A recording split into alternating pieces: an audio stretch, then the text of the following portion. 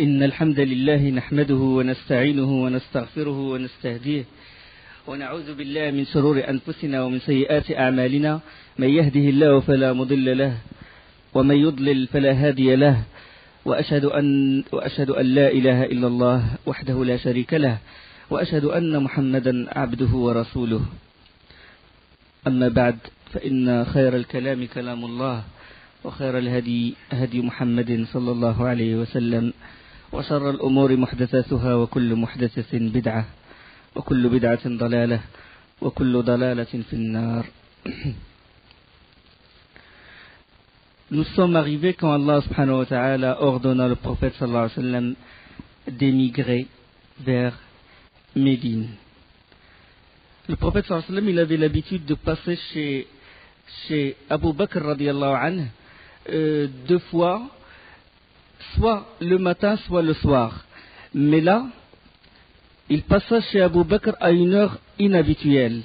Aïcha radiyallahu anha, elle rapporte que l'envoyé d'Allah, il ne manquait pas de nous rendre visite à l'une des deux pointes de la journée, soit le matin, soit le soir. Alors le jour où il reçut l'ordre d'émigrer, il vint nous voir à midi, une heure inhabituelle. À une heure inhabituelle, là, Abu Bakr, quand il a vu le prophète sallallahu alayhi wa sallam venir, il a compris que quelque chose d'important va se passer. Aïcha a dit, le prophète sallallahu alayhi wa sallam, il entra, Abu Bakr lui céda son lit, et il s'y assit, il s'y assit, et il n'y avait à la maison que Asma et que Aïcha. Il n'y avait que les deux filles de Abu Bakr dans la maison de Abu Bakr. Le prophète sallallahu alayhi wa sallam a dit à Abu Bakr, fais sortir le monde que tu as ici. Parce que l'affaire, il demande une discrétion totale. C'est une affaire très importante. Et quand il s'agit d'affaires importantes, on doit les faire discrètement. C'est la leçon à retenir. Fais sortir le monde que tu as ici. Et Abu Bakr l'a dit, ce ne sont que mes filles. Mes filles sont ta rançon, envoyé d'Allah. Et là, le prophète sallallahu alayhi wa sallam a dit à Abu Bakr, Allah m'a autorisé d'émigrer. Allah m'a autorisé d'émigrer. Et puis, Abu Bakr a dit, As-suhbatu ya Rasulallah, est-ce que je vais être avec toi, envoyé d'Allah? Et le prophète sallallahu alayhi wa sallam a répondu, As-suhbatu ya Abu Bakr. As-suhbatu ya Abu Bakr. Si, on va y aller tous les deux. Aïcha, il rapporte, il a dit, j'ai vu mon père pleurer, il a dit, je n'ai jamais vu quelqu'un pleurer de joie que le jour où j'ai vu Abu Bakr pleurer de joie. Je ne savais pas qu'il y ait des gens qui peuvent pleurer de joie jusqu'à ce que j'ai vu mon père pleurer de joie. Il était très réjoui par le fait qu'il va accompagner le guide de l'humanité à Médine. Là, ils sortirent par une fenêtre située à l'arrière de la maison. À l'arrière de la maison, où ils les attendirent, où deux chameaux les attendirent. Déjà, Abu Bakr a préparé le bagage, il a déjà préparé deux chameaux parce que le prophète déjà lui a dit, peut-être qu'il y aura, attends, il ne faut pas se précipiter, ne t'impatiente pas, peut-être que tu auras un compagnon. Et là, Abu Bakr a déjà préparé les montures. Ils sont sortis par la fenêtre et là, ils ont fait le voyage non pas à la direction du nord, mais en direction du sud. Ils se dirigèrent vers le sud. Pourquoi? Parce que les Quraysh, ils savent que s'ils disparaissent, que si le prophète sallallahu alayhi wa sallam disparaît, ça veut dire qu'il va émigrer à Médine. Donc là, ils sont dirigés d'abord au sud pour que les Quraysh ne les découvrent pas. Abu Bakr avait Amir ibn Fuhayra. Il avait un berger, il avait un esclave qu'il a affranchi, un esclave qui est son berger, il s'occupait de ses moutons. Et alors il l'a engagé à le suivre avec le troupeau pour effacer les traces que laissent les chameaux. Les chameaux sont préparés et tout, et Abu Bakr a emmené Abdullah avec lui, et Amir ibn Fuhayra, il les a suivis pour enlever les traces, pour que les Quraysh ne les trouvent pas. Là, ils arrivèrent à une caverne rare. La caverne, elle s'appelle caverne de Thawr, rare ou Thawr. Et alors là, quand le prophète sallallahu a voulu rentrer dans le rare, dans la caverne, le prophète Abu Bakr lui a dit, attends, envoyé d'Allah. Il est rentré le premier, puis il a fouillé partout, on ne sait jamais s'il y a quelque chose. Et puis il y a beaucoup de trous, on sait qu'il y a des trous dans la caverne. Et il a commencé à faire rentrer son pied dans les trous de la caverne. On ne sait jamais s'il y a un scorpion ou un serpent qui le pique lui, qui ne pique pas le prophète sallallahu alayhi wa sallam. Là, ils passèrent la nuit à Ghar Thawr. Et le lendemain matin, les jeunes qui étaient aux aguets, c'est-à-dire à côté de la porte de la maison du prophète sallallahu alayhi wa sallam, ils attendaient toujours. Ils sont regroupés, et certains de n'avoir vu personne, alors que le prophète sallallahu alayhi wa sallam, il est sorti devant, c'est-à-dire il est sorti au milieu d'eux sans que eux ils l'aperçoivent. Et alors, ils étaient sûrs que le prophète sallallahu alayhi wa sallam n'est pas sorti, et alors là, l'un d'eux, il a pu s'avancer jusqu'à un endroit où il a perçu à travers la fenêtre le lit du prophète sallallahu alayhi wa sallam, sur lequel reposait quelqu'un, un dormeur, enveloppé du manteau du prophète sallallahu alayhi wa sallam. Alors là, il a pu rassurer ses compagnons, il a dit, il est encore là, il dormait encore. Et c'était Ali radiallahu anhu qui était enveloppé dans le manteau du prophète sallallahu alayhi wa sallam. Là, c'était un acte de sacrifice, l'acte de courage de Ali radiallahu anhu. Puis là, ils se sont impatientés. Ils attendaient. D'habitude, le prophète sallallahu alayhi wa sallam, il sortait pour faire la prière de l'Fajr. Ils attendaient. Puis là, ils ont défoncé la porte et ils sont rentrés. Là, Ali, couvert dans son manteau, il a découvert son visage. Eux, ils l'ont vu. C'était pas le prophète sallallahu alayhi wa sallam. Ils ont fait directement demi-tour et ils appelèrent leur chef de clan. Alors là, l'alerte il fut annoncée et ils commencèrent les recherches. Les kuffars de Quraysh commencèrent à chercher où est-ce qu'il est le prophète sallallahu alayhi wa sallam. Leur complot, puisque le complot qu'ils ont préparé, il a été déjoué. Et alors, quand ils ont découvert que le prophète sallallahu alayhi wa sallam a quitté la Mecque, ils engagèrent leurs recherches et chaque groupe d'hommes, ils se sont divisés, partagés en groupes d'hommes et chaque groupe d'hommes doit se diriger vers une direction. Comme ça, ils vont couvrir toute la région, toute la banlieue de la Mecque et même plus loin. Bien sûr, au début déjà, ils se sont dirigés vers la route qui mène vers Yathrib, vers Médine, parce qu'ils ont su déjà qu'il y a déjà des Quraysh, des musulmans qui ont émigré avant le prophète sallallahu alayhi wa sallam, à savoir Omar ibn Khattab et d'autres. Alors, là, quand ils entamèrent leur recherche, ils ont dit que celui qui trouve le prophète sallallahu alayhi wa sallam mort ou vivant, il aura une récompense de 100 chameaux. 100 chameaux de récompense. C'est une vraie fortune à l'époque. Certains gens de la Mecque se dirigèrent vers le sud. Vers le sud, et là, ils sont approchés, ils savaient qu'il y a une grotte dans le coin, ils sont approchés de la grotte de Thawr, de la caverne où se trouvait le prophète sallallahu alayhi wa sallam, et Abu Bakr. Là, il y a différentes versions. Les historiens, les hommes de la Sira, ils évoquent la version comme quoi il y avait une toile, il y avait une araignée qui a tapissé un toile autour à l'ouverture de la grotte et qu'il y avait une tourterelle et que cette tourterelle, elle a pondu un œuf, etc. Bon, différentes versions. Bon, cette version, on la trouve beaucoup dans les livres de la Sira. Cette version, elle n'est pas authentique.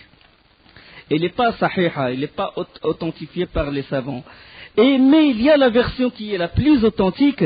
Bien sûr, elle n'est pas authentique, c'est-à-dire elle n'est pas carrément à rejeter, mais elle est prise en considération puisque d'autres savants ont dit que le hadith il est bon là-dessus, que l'histoire elle est prise en considération. Mais il y a un hadith qui est vraiment authentique, qui est dans le Bukhari.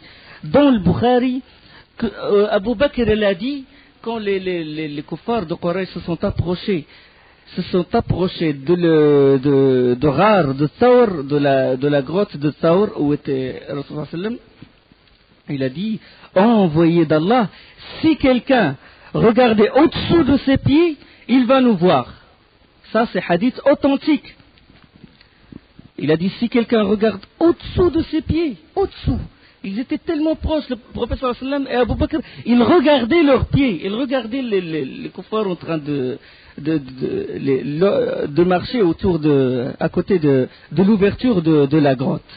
Et alors là, le prophète sallam, il a répondu la réponse célèbre, Ya Abu Bakr, ma dhannuka bisnayn, Allahu thalithuhuma. Qu'en est-il selon toi, de deux, lorsqu'Allah est leur troisième?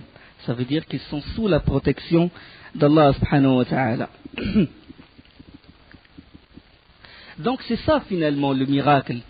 Le miracle c'est le fait qu'ils sont venus précisément pour rentrer dans la grotte, mais personne n'a pensé, personne n'a eu l'idée de baisser, personne de voir au-dessous de ses pieds. C'est ça. Allah subhanahu wa ta'ala il a tourné leur cœur que ils étaient en train d'entamer des discussions entre eux, mais sans quelqu'un se donne à la peine de voir, de regarder l'ouverture de la grotte. C'est ça le miracle d'Allah subhanahu wa ta'ala. Mais même s'il y avait une toile d'araignée, parce que déjà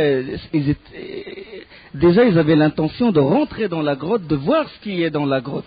S'il y avait une toile d'araignée, ils pourraient les voir. Donc, c'était ça le miracle d'Allah subhanahu wa ta'ala. Ils étaient tous d'avis qu'il n'était pas nécessaire de regarder l'ouverture. Subhanallah, ajib. Et là, quand le prophète sallallahu alayhi wa sallam a dit Ma dhannuka bisnayn Allahu thalithuhuma, qu'en est-il selon toi de deux lorsqu'Allah est leur troisième? Allah subhanahu wa ta'ala il révéla à leur propos dans Surat Tawbah, إلا تنصروه فقد نصره الله إذ أخرجه الذين كفروا ثاني اثنين إذ هما في الغار إذ يقول لصاحبه لا تحزن إن الله معنا ثم أنزل سكينته عليه وأيده بجنود لم تروها وجعل كلمة الذين كفروا السفلى وكلمة الله هي العليا.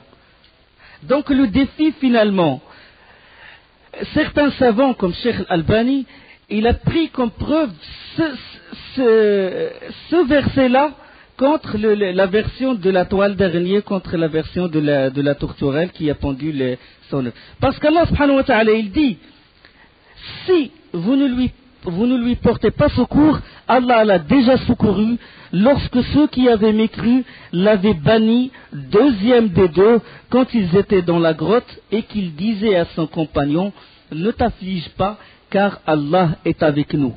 Allah fit alors descendre sur lui sa sérénité, Sakina, et le conforta d'armées invisibles. Le savant, il a dit, les armées invisibles, ça veut dire les armées d'Allah. Mais alors la tourterelle et l'araignée, c'est une armée visible. C'est une armée visible. C'est des soldats visibles. Et il a pris comme preuve ce hadith-là contre la version de l'araignée. D'accord?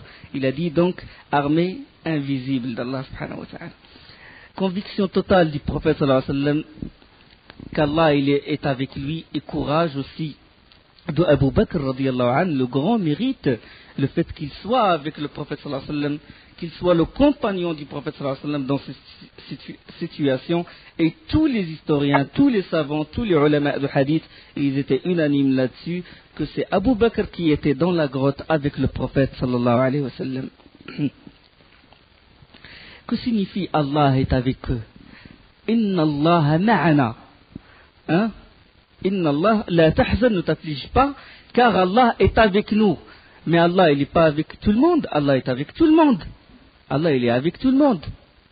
Mais quand il dit Allah est avec nous, ça veut dire quoi?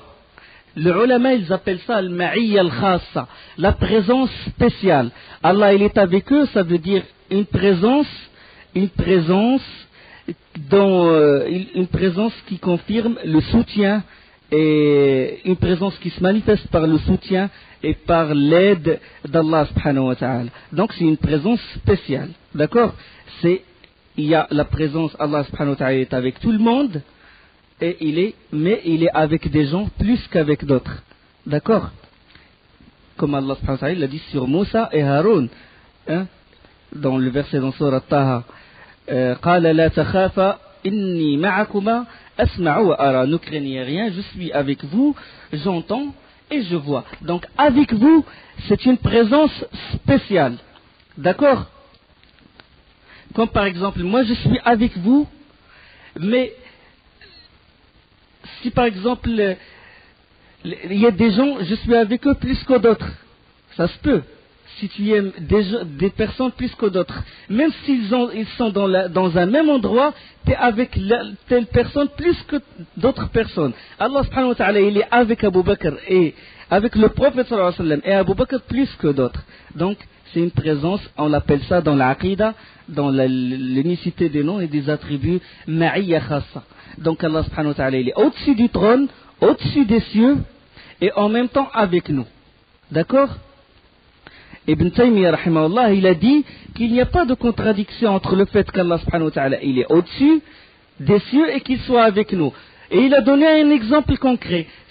La lune, elle est au-dessus de nous et en même temps il est avec nous, il est avec n'importe qui, il est avec nous ici, avec d'autres personnes à des dizaines de kilomètres, à des milliers de kilomètres. Donc il n'y a aucune contradiction. Allah subhanahu wa ta'ala dit هو الذي خلق السماوات والأرض في 6 أيام ثم استوى على العرش يعلم ما يلج في الأرض وما يخرج منها وما ينزل من السماء وما يعرج فيها وهو معكم أينما كنتم. C'est lui qui a créé les cieux et la terre en 6 jours, puis il s'est établi sur le trône.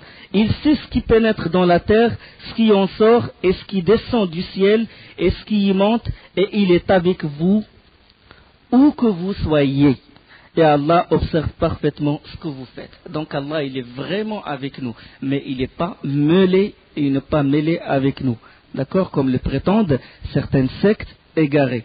Hein? Les adeptes du monisme. Il dit qu'Allah il se trouve partout, il y a mawjoud fi kull wujud, ça c'est l'égarement manifeste. Il dit qu'Allah il est avec la personne dans tel endroit exactement. Il met Allah partout. Sallallahu alayhi. Non, Allah est avec nous, mais en même temps il est au-dessus des cieux. Il faut exempter, ça veut dire là qu'il rabaisse Allah subhanahu wa ta'ala, il le met dans des endroits sales, il le met dans des endroits exaltés, soit-il, au-dessus de ce qu'il lui attribue. وهو معكم أينما كنتم ما يكون من نجوى 3 إلا وهو رابعهم ولا 5 إلا هو سادسهم ولا أدنى من ذلك ولا أكثر إلا هو معهم أينما كانوا. Pas de conversation secrète entre 3 sans qu'il ne soit leur 4e. ما يكون من نجوى 3 إلا هو رابعهم. Ni entre 5 sans qu'il ne soit leur 6e, ni moins ni plus que cela, sans qu'il le soit avec eux. Donc ça, on l'appelle ça ma'iyya amma, la présence générale. Et le ma'iyya khassa, c'est avec des gens bien précis, d'accord, avec les croyants. Et il y a plus spécial encore avec les alliés d'Allah, avec les prophètes, d'accord. Ça c'est ma'iyya amma, qui veut dire qu'il est une présence qui se manifeste par la connaissance, qu'il connaît ce qu'on fait, qu'il est au courant, s'il y a 2 personnes qui se parlent discrètement, il est leur 3e, ça veut dire qu'il entend et qu'il voit et qu'il sait ce qu'on dit. Alors là, si on évoque un autre verset, يستخفون من الناس ولا يستخفون من الله وهو معهم إذ يبيتون ما لا يرضى من القول. Allah subhanahu wa ta'ala dans Surat Nisa, il dit, ils cherchent à se cacher des gens, mais ils ne cherchent pas à se cacher d'Allah. Or, il est avec eux quand ils tiennent la nuit des paroles qu'Allah n'agrée pas. Il est avec eux quand ils tiennent des paroles qu'Allah, la nuit, des paroles qu'Allah n'agrée pas. C'est une présence. Allah, il est présent, il est avec eux. Il est avec eux, mais c'est une présence qui se manifeste par quoi? Par la menace. Là, il est avec eux, mais en tant que menace. Il est avec Abu Bakr et le prophète sallallahu alayhi wa sallam en tant que soutien. Donc ça, c'est ce qu'on appelle le ma'iyya, la présence. Ça concerne l'aqida. Abu Jahl découvrit qu'Abu Bakr aussi était absent. Il se dirigea directement à la maison de Abu Bakr. Il frappa à la porte et c'est Asma radiyallahu anha qui lui ouvrit la porte. Où est ton père? Il a dit je ne sais pas. Et là, il lui frappa. Il la frappa. Il lui donna une gifle qu'il fit sauter ses pendants d'oreilles. Il lui donna une grande gifle. Et puis après, il s'est ému, puis il a fait demi-tour. Après, c'était Abu Quhafa, le père de Abu Bakr, qui est venu. Abu Quhafa était aveugle. Et il est venu voir, il a su que son fils aussi est absent et qu'il a disparu. Et il est venu voir ce qui s'est passé. Il rentra à la maison de Abu Bakr et demanda à Asma, il a dit, où est ton père? Il a dit, je ne sais pas. Il a dit, vous a-t-il au moins laissé quelque chose? Vous a-t-il laissé quelque chose? Oh là là, votre père vous a affligé, il vous a rien laissé. Et alors là, Asma radiyallahu anha, il a pris un sac où il y a des cailloux, plein de cailloux. Il l'a posé à côté de Abu Quhafa, il lui a dit, si, il nous a laissé ceci. Puis il a commencé à toucher le sac, puis il a dit, bon, s'il vous a laissé ça, alors c'est vraiment suffisant. Mais rien, sincèrement, Abu Bakr n'a rien laissé à sa famille. Ma tarakta li ahlik, taraktu lahumullah wa rasulah. Le prophète sallallahu alayhi wa sallam, quand il a dit, qu'est-ce que tu as laissé à ta famille? Il a dit, j'ai laissé Allah et son envoyé.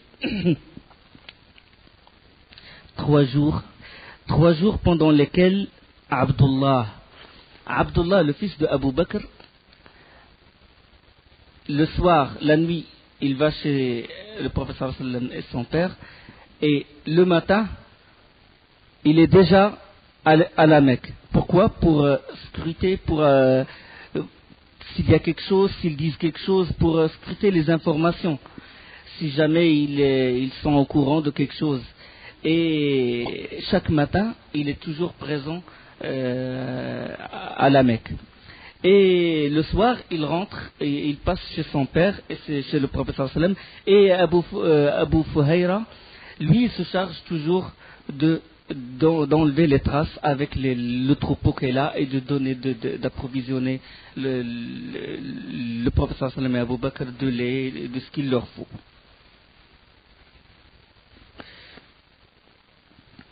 Asma aussi, Abdullah lui informa où se trouvait le prophète sallallahu alayhi wa sallam et Abu Bakr, et alors là, il commença à leur apporter les provisions. Il commença à leur apporter les provisions. Une fois, il avait un sac et puis il a mis toutes les provisions dedans, mais il a oublié sa corde. Alors il a pris sa ceinture et il l'a coupée en deux, dans le sens de la longueur, pour attacher le sac. Et c'est pour cela qu'on l'appelait Asma Zatun Nitaqayn, Asma, celle qui avait les 2 ceintures, Zatun Nitaqayn. La femme aux 2 ceintures. Donc ça, c'est pour évoquer le mérite de Asma radiyallahu anha. Donc comme j'ai dit, Abu Fuhayra est chargé de mener paître ses moutons et de passer le soir près d'eux et leur donner le lait et effacer par son troupeau les traces laissées par les pas de Abdullah, les pas il n'est pas de Asma, et il n'est pas aussi des chameaux de Abu Bakr et du prophète sallallahu alayhi wa sallam. Donc c'était bien organisé. Il y a un qui s'occupe des provisions, il y a un qui s'occupe des informations. Chacun a son rôle. C'est ça, il faut l'organisation. C'était l'origine de la réussite. Regardez le prophète sallallahu alayhi wa sallam, qu'Allah a soutenu, qu'Allah a dit qu'il va le soutenir jusqu'à ce qu'il termine sa mission, et pourtant il fait les causes. Il fait les causes. Il ne s'est pas dirigé directement à Médine sans provision. Bon, j'ai la conviction totale, Allah il va me protéger. Comme le prétendent certaines personnes qui n'ont pas de grande connaissance de l'iman, dans Bab al-Qada ou al-Qadar, le destin et la prédestinée. Quand tu fais quelque chose, il faut que tu fasses les causes. Les causes, il faut toujours faire les causes. Alors de jeter les causes et de se diriger comme ça sans provision dans un désert, là c'est pas l'yaqin, là c'est pas la conviction en Allah. Allah il veut pas de cette conviction. Ça c'est tawakkul. Ça c'est de jeter tout. De jeter tout sur Allah sans rien faire. Mais Allah il veut de toi que tu fasses les causes. Bon, les consignes étaient appliquées à la lettre, comme j'ai dit, et le troisième jour, l'ardeur des poursuivants se relâcha. Alors là, tout espoir de trouver le prophète sallallahu alayhi wa sallam commence à se dissiper, et commence à se perdre. Et là, c'était une stratégie aussi, qu'il soit caché dans la grotte 3 jours jusqu'à vraiment l'atmosphère se calma, et puis là, ils entamèrent leur émigration.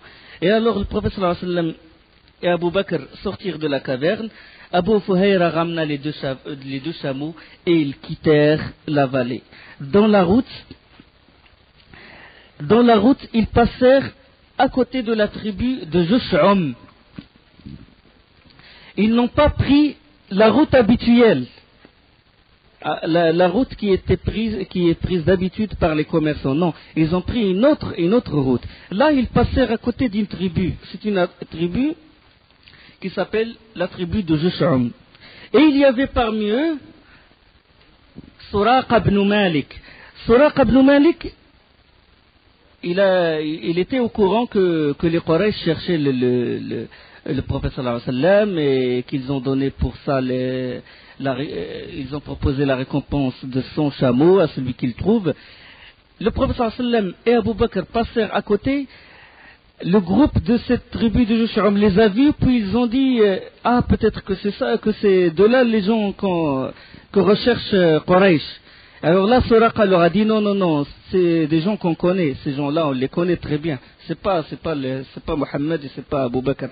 Mais lui, il a su que c'est eux. Mais il a voulu la récompense rien que pour lui. Et il est resté avec le groupe en train de discuter et tout pour ne pas tirer des soupçons.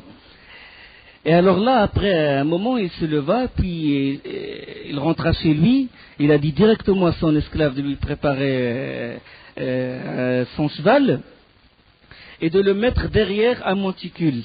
Lui, il s'est habillé, il a pris les habits de la guerre, du combat et tout, il a pris sa lance, etc. Et puis, il est sorti de chez lui, mais par derrière. Et il se faufila jusqu'à son cheval.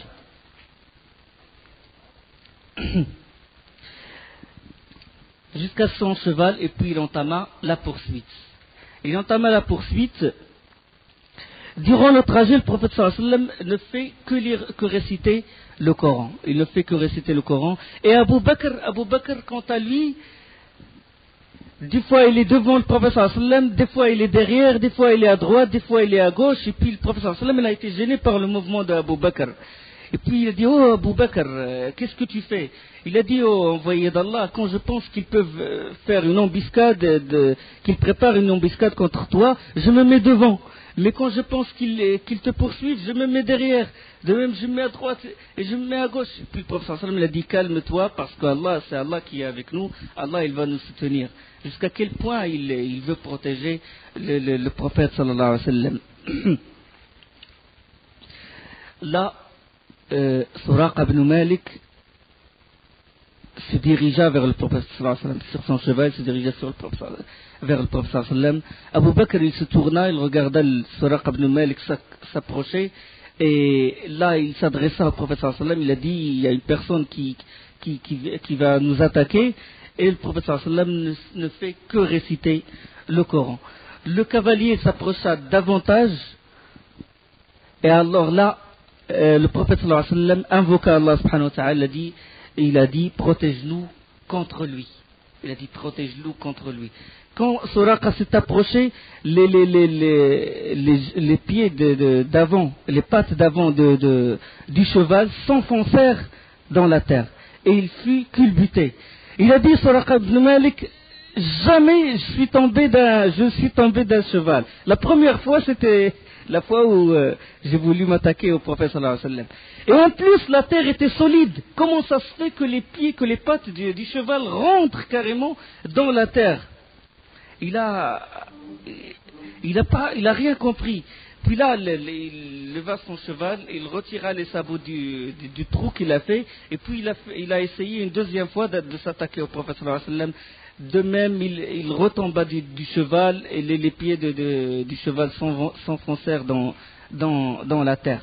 Une deuxième fois, une troisième fois, là, il a pris peur, il a dit « Aman ya Muhammad » Maintenant, c'est lui qui demande l'assurance. « Oh, envoyé d'Allah, je demande la sécurité, la paix entre nous, la paix entre nous. » Puis le prophète sallallahu alayhi wa sallam l'appela et lui dit une phrase étonnante. Une phrase vraiment le signe de prophétie de Muhammad sallallahu alayhi wa sallam.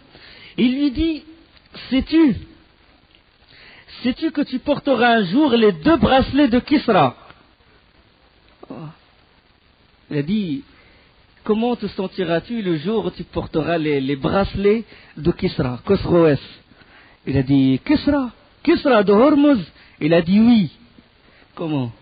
Il lui a dit qu'il portera les bracelets de Kisra. Ça veut dire qu'il va rentrer en islam, et ça veut dire que l'islam va se propager, et ça veut dire que le trône de Kisra va tomber entre les mains des musulmans. Et ceci, c'est pas dans des siècles et des siècles. Ceci, alors que Suraqa est vivant. C'est-à-dire que ça, c'est un futur, c'est le futur présent, quoi. C'est le futur proche, si vous voulez. C'est le futur proche. Et il s'est étonné de ce qu'a dit le prophète sallallahu alayhi wa sallam. Et alors là, il a dit, oh Mohammed, fais-moi un testament. Il a dit, fais-moi un testament, comme quoi je suis... écris-moi un testament, comme quoi si jamais je tombe entre les mains du musulman, je suis en sécurité. Ils ne me tueront pas. Alors là, le prophète sallallahu alayhi wa sallam, il a demandé à Abu Fuhayra, il a dit, fais-lui un testament. Et Abu Fuhayra, il a sorti un feuillet ou un document en cuir et lui a écrit le pacte entre le prophète sallallahu alayhi wa sallam. Il a marqué le pacte entre le prophète sallallahu alayhi wa sallam et Suraqa ibn Malik. Mais le prophète sallallahu alayhi wa sallam lui proposa une chose. Il a dit, une seule condition, c'est que tu ne dis rien à Quraysh. Tu dis que tu ne nous as pas vus et que tu dis rien. Tu leur dis que tu leur montres pas, tu leur indiques pas l'endroit où nous sommes. Il a dit promesse tenue. Suraqa retourna à la Mecque et à toute personne qu'il rencontrait en chemin à la recherche du prophète sallallahu alayhi wa sallam, il disait retourne, j'ai déjà cherché par là. À chaque fois qu'il rencontre quelqu'un, il dit retourne, j'ai déjà cherché par ici, pour éloigner les gens de l'endroit où se trouve le prophète sallallahu alayhi wa sallam. Et plus tard à Taïf, c'est-à-dire après le Hijra, quand le prophète sallallahu alayhi wa sallam a conquis Taïf, la tribu de Taïf, Suraqa ibn Malik, il fut emprisonné. Et quand il fut emprisonné, il a dit aux musulmans, j'ai un pacte entre moi et votre prophète. Ils ont dit, quel pacte tu as? Tu n'as aucun pacte. Il a sorti le feuillet, le document, et puis ils l'ont ramené chez le prophète sallallahu alayhi wa sallam, et le prophète sallallahu alayhi wa sallam, il a dit, aujourd'hui c'est le jour de la fidélité et de la piété. Hada yawm wafa, hada yawm taqwa wa wafa. Et il l'a libéré. Mais plus tard, Plus tard, à l'époque de la khilafa de Omar ibn al-Khattab, radiyallahu anhu, Omar ibn al-Khattab, il a conquis la Perse. Kisra Anusharwan, il a fui le palais. Et le palais est tombé entre les mains des musulmans. La Perse est tombée entre les mains des musulmans. Tous les bijoux de Kisra, ils étaient le butin. Il était le ghanima, le butin des soldats musulmans. Et alors là, Omar ibn Khattab, il appela les gens. Il appela quand on ramassa le butin à côté de Omar ibn Khattab, il appela les gens, il a dit venez. Suraqa, où est-ce qu'il est Suraqa? Suraqa, il s'est converti à cette époque. Viens Suraqa. Puis il lui a donné les bracelets de Kisra. Il a dit mets ça dans ta main. Il a mis ça dans sa main. Il a dit lève ta main, montre ça à tout le monde. Montre ça. Et Suraqa ibn Malik, il a montré ça et il a dit marche entre les gens et dis-leur ce que t'as dit le prophète sallallahu alayhi wa sallam. Et Suraqa, en levant la main, il a dit le prophète sallallahu alayhi wa sallam, il m'a dit alors qu'il était pourchassé par les siens, alors qu'il était dans un état d'insécurité, alors qu'il n'avait aucun pouvoir, il m'a dit Kayfa anta ya Suraqa Kayfa anta ya Suraqa wa biyadika siwaru Kisra. Qu'en est-il? Comment vas-tu ressentir le jour où les bracelets de Kisra seront dans ta main? Et la prophétie du prophète sallallahu alayhi wa sallam s'est réalisée. Ajib. Il lui dit ça alors qu'il était en état d'insécurité, pourchassé, sa tête mise à prix. C'est ça le miracle, le vrai miracle du prophète sallallahu alayhi wa sallam. La caravane qu'Allah a protégée des poursuivants continua sa route vers Yathrib. Une route, comme j'ai dit, peu fréquentée et inhabituelle. Et alors là, c'est une route qui est du côté de Sahel, une route vers la côte de la mer Rouge. La côte de la mer Rouge, c'est une route inhabituelle. Là, ils se sont arrêtés à côté d'une tente. Là, c'était la tente de Ma'bad. Ma'bad, c'est une bédouine. Elle vivait avec son mari, il avait des troupeaux de moutons et tout. C'était les bédouins, c'était les ambulants. Ils se déplacent d'un endroit à l'autre. Ils sont arrêtés. Et alors là, Abu Bakr s'adressa à Ma'bad par ces mots. Il a dit, avez-vous quelque chose à manger ou à boire? Parce que quand ils ont pris cette voie, les provisions, il n'y avait plus de provisions, ils n'avaient plus suffisamment d'eau, ils n'avaient plus suffisamment de nourriture. Et alors là, il a dit à Ma'bad, est-ce qu'il y a quelque chose à manger? Et puis Ma'bad, il lui a dit, si on avait quelque chose, on ne te laissera même pas le temps de poser cette question. Parce qu'ils sont connus par leur hospitalité, par leur générosité. Parce que nous, l'hôte, on ne le laisse pas dire, ou l'invité, on ne le laisse pas dire, est-ce que vous avez quelque chose? Si on avait quelque chose, on vous aurait invité directement. Et alors le prophète sallallahu alayhi wa sallam vint à elle et lui dit, est-ce que tu as un troupeau, tu as quelque chose? Et il lui a dit, non, je n'ai qu'une brebis chétive, il ne peut pas rejoindre le troupeau parce qu'il n'a pas la force de suivre le troupeau et qu'il est à côté de la tente.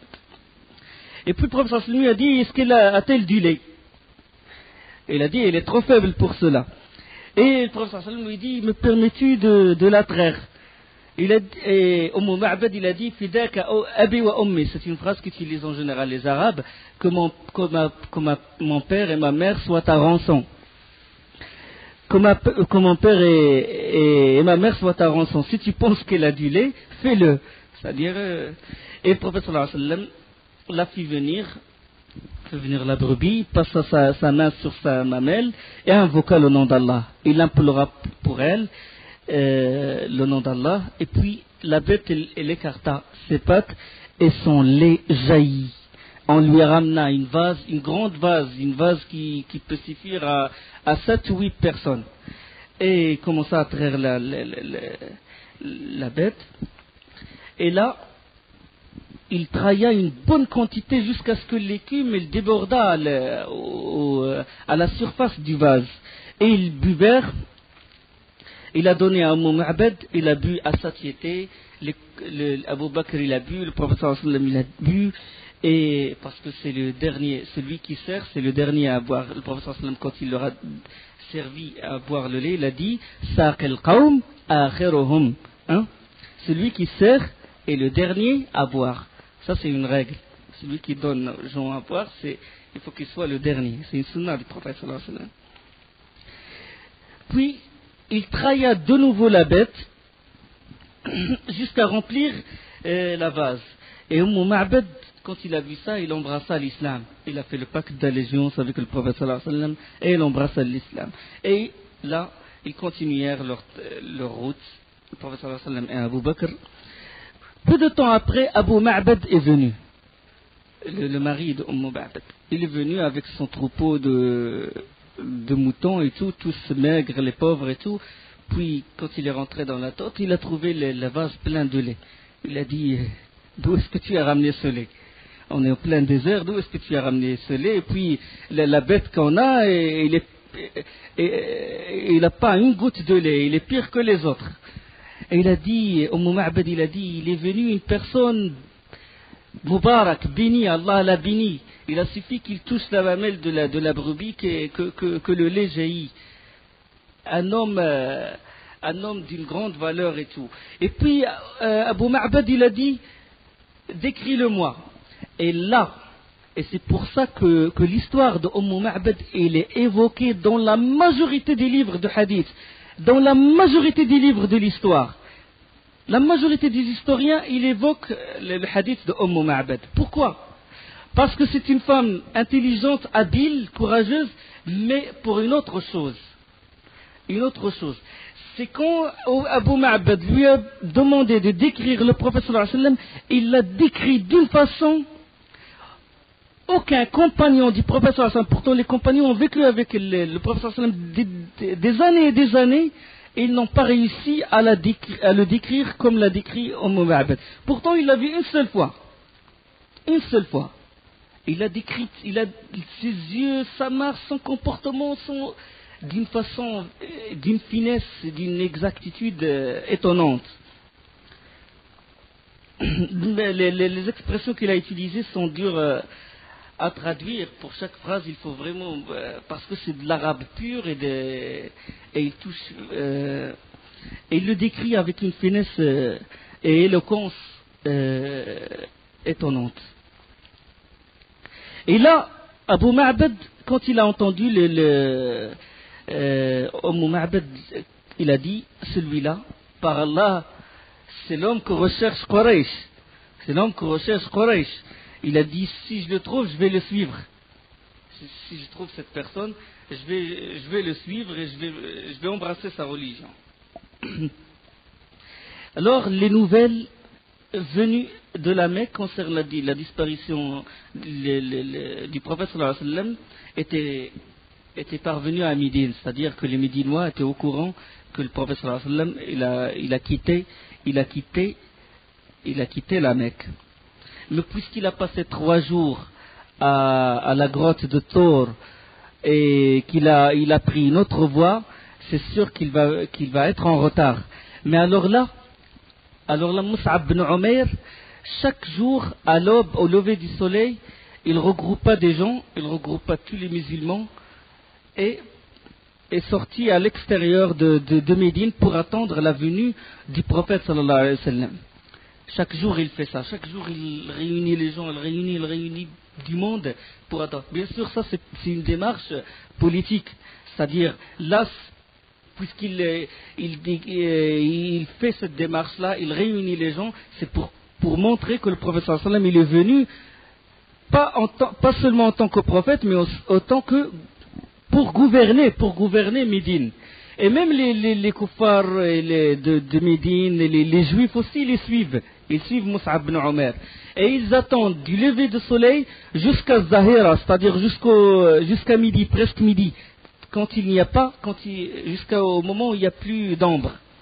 Jusqu'au moment où ils ne trouvent plus d'ombre, là ils retournent pour revenir le lendemain attendre le prophète sallallahu alayhi wa sallam à l'extérieur des champs, c'est-à-dire à l'extérieur de Médine.